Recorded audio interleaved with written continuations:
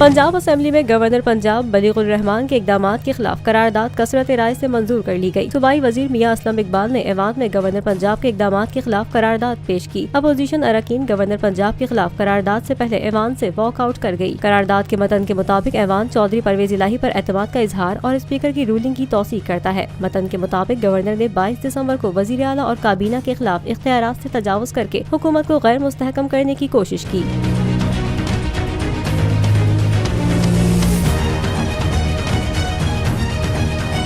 Punjab assembly के अरकान की अक्सरियत ने गवर्नर के इकदामात की मजम्मत भी की। करारदाद में सदर मुमलिकत डॉक्टर आरिफ अलवी से मुतालबा किया गया है कि वो गवर्नर पंजाब के इकदामात का नोटिस लें।